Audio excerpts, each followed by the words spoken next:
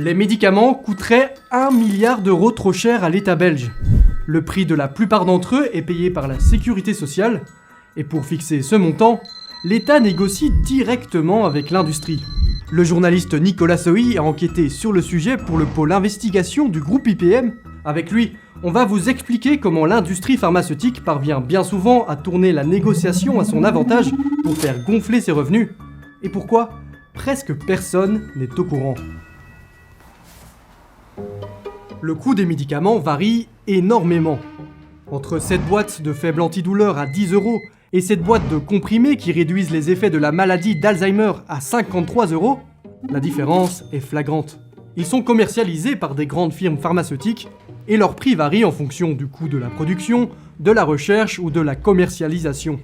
Tous deux sont des produits génériques, donc composés de substances et de dosages reproduisibles librement.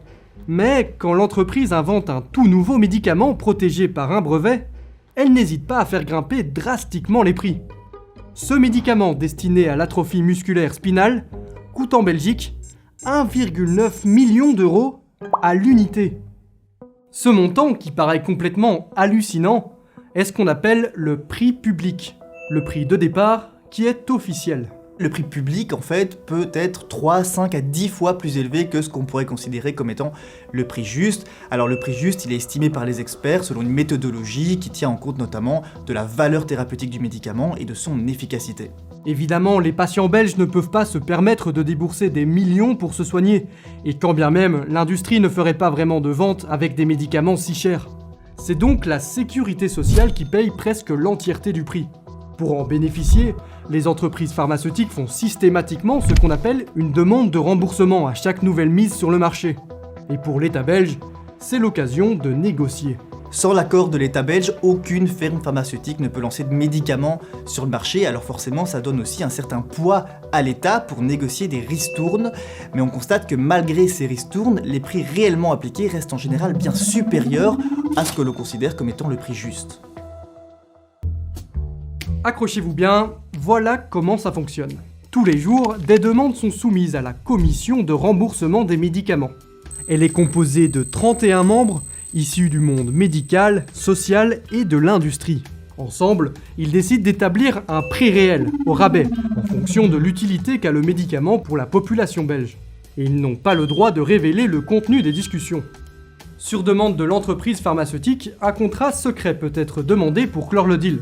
Et ça, c'est pour des raisons commerciales qui l'arrangent bien. Tous les pays n'ont évidemment pas la même force de négociation et les mêmes moyens financiers, alors les industries préfèrent garder les prix publics très hauts pour pouvoir mieux négocier dans les pays voisins, dans les autres États du monde, et au bout du compte, personne ne sait réellement quel pays paye combien. Dans ce cas-là uniquement, le dossier passe alors au groupe Travail-Contrat. Ils sont 12, sans les remplaçants, et sont aussi tenus au silence. On y retrouve cette fois des représentants de la firme pharmaceutique, des mutuelles, mais aussi du cabinet du ministre de la Santé et de la secrétaire d'État au budget. Deux scénarios se dessinent alors pour sceller l'accord. Soit un deal est trouvé, soit les parties ne parviennent pas à s'entendre. Et une troisième instance entre en jeu. Le groupe décisionnel. L'un et l'autre représentant du fédéral s'entretiennent alors directement avec la firme pharmaceutique. Une fois l'accord trouvé, ils le communiquent à la secrétaire d'État pour le signer. Le groupe Travail-Contrat reçoit le deal final, mais n'a plus son mot à dire. L'État aura bel et bien obtenu une ristourne tenue secrète, située quelque part entre le prix public et le prix juste. Pourtant, tout est façonné pour que la gagnante dans l'histoire, ça soit l'industrie pharmaceutique. Il suffit de comparer, et quand on regarde les prix justes par rapport au prix public et qu'on met ça en perspective avec les marges que font les entreprises pharmaceutiques qui vendent des médicaments sous contrat secret, on se rend compte que la balance penche clairement du côté de l'industrie. Alors avec mes sources, on a essayé d'estimer à quel point c'était le cas, et effectivement, la sécurité sociale et donc les Belges surpayent les médicaments. Faisons une petite démonstration. Ce médicament coûte publiquement, en moyenne par patient, 529 000 € la première année. Et d'après nos sources, la Belgique est parvenue à réduire son coût à 427 000 €. Si la firme le vend si cher, c'est pour éponger les 593 millions d'euros qu'auraient coûté les investissements de recherche et développement. Pourtant, en 2 ans, le montant des ventes a atteint 4 fois la somme investie.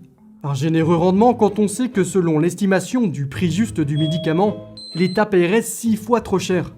D'après les experts, la Belgique perdrait de cette façon 1 milliard d'euros d'argent public par an en surpayant les médicaments.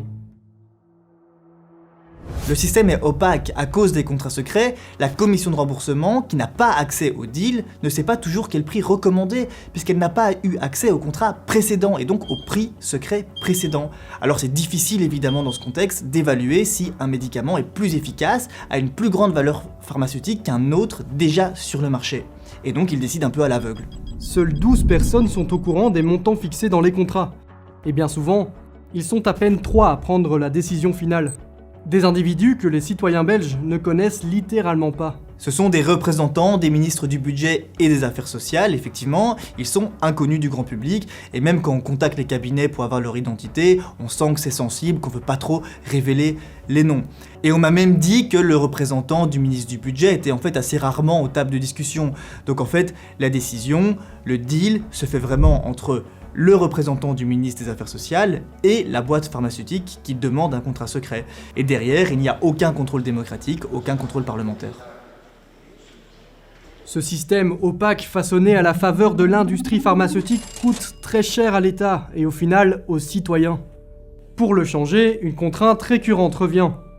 La Belgique ne fait pas le poids face à ces multinationales dont elle ne peut pas se passer, alors qu'elles le peuvent. Et la Belgique accepte ce système pour 2 raisons. D'abord, l'industrie pharmaceutique, ce sont des milliers d'emplois en Belgique. Et ensuite, l'air de rien, Big Pharma produit des médicaments innovants très utiles pour notre santé à tous. Malgré tout, il y a des tentatives pour renverser un petit peu les rapports de force, notamment en négociant les médicaments au niveau européen. La Belgique, les Pays-Bas et le Luxembourg le font de plus en plus.